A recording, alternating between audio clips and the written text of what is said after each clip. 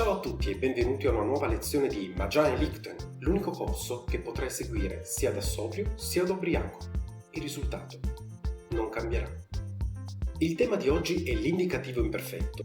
Altri due tempi del modo indicativo li abbiamo già analizzati nella scorsa puntata, si trattava dell'indicativo presente e dell'indicativo futuro.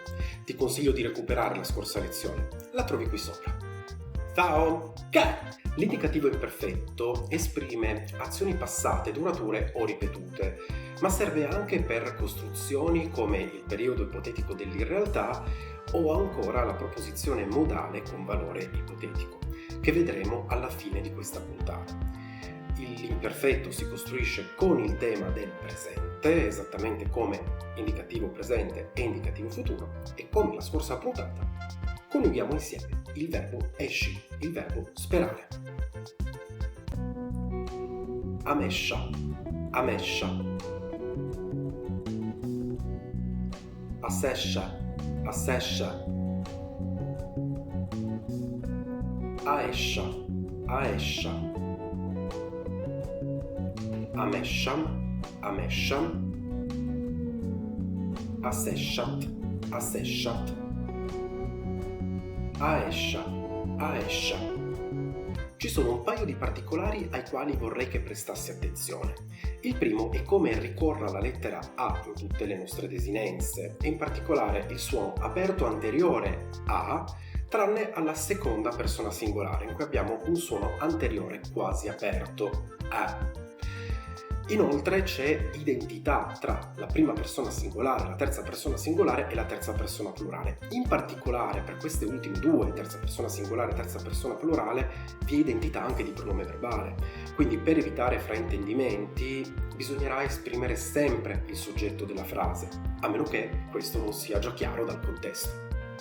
È il momento del quiz. Ti darò ogni volta una coppia composta da un pronome verbale e il verbo, e dovrai indovinare quale delle due traduzioni ti fornirò sia quella corretta. Qui accanto hai la coniugazione dell'indicativo imperfetto, l'hai avuta fino ad ora. Se ti serve altro tempo, oh che disdetta, mi dispiace. Va bene, non perdiamo altro tempo e andiamo.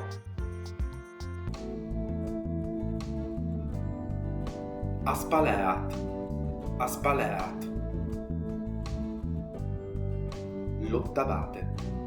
Amdrumma, amdrumma. Agido. Astespossa, astespossa. Tiranneggiavi. Aishuroa, aishuroa. Consolidava, consolidavano. Amragoam, amragoam. Sbranavam. L'imperfetto del verbo essere ha invece una coniugazione tutta sua. Vediamola insieme. Amin, amin. Assissat, assissat. Ain, ain. Amim, amim. Asit, asit. Aissa, aissa. Nell'indicativo imperfetto del verbo essere abbiamo identità solo tra prima persona singolare e terza persona singolare, mentre la terza persona plurale è diversa. Ovviamente è facile distinguere fra le due perché cambia il pronome verbale. Amin per quanto riguarda la prima persona singolare, ain per quanto riguarda invece la terza persona singolare. Vediamo infine periodo ipotetico dell'irrealtà e proposizione modale con valore ipotetico. In realtà faremo una rapida carrellata e non entreremo troppo nel dettaglio di come si costruiscano queste strutture.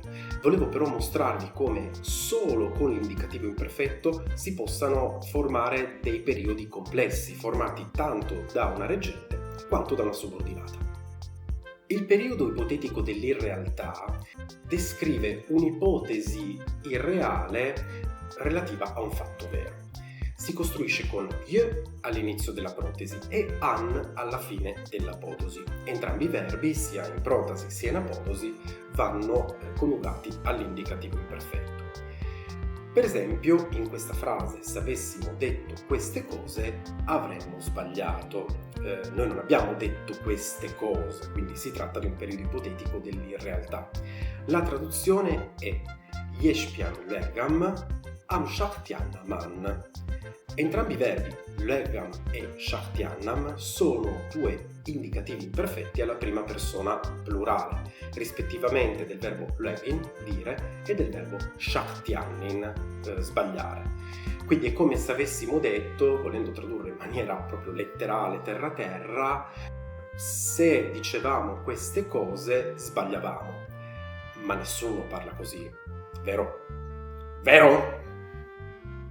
La proposizione modale con valore ipotetico si costruisce con quasi che oppure come se. In monellico la frase viene introdotta da Jusper e il verbo è all'indicativo imperfetto. Ecco che quindi se noi avessimo all'interno della nostra frase reggente un'azione duratura oppure ripetuta nel passato, entrambi i verbi saranno all'indicativo imperfetto, tanto nella reggente quanto nella subordinata, come in questo caso. Mi guardava come se l'avessi offeso, ma vleva Jusper Janamo Brissa. Vleva e Brissa sono due indicativi imperfetti, vlevin significa guardare, Brissin significa offendere. In questo caso la desinenza in entrambi i casi è a, perché abbiamo prima una terza persona singolare e poi una prima persona singolare, quindi si tratta della medesima desinenza. Anche per oggi abbiamo finito. Se la lezione ti è sembrata lineare e semplice, sappi che si tratta della quiete prima della tempesta, del silenzio prima del petto. Stanco delle solite lingue? Ma già nel Lichten!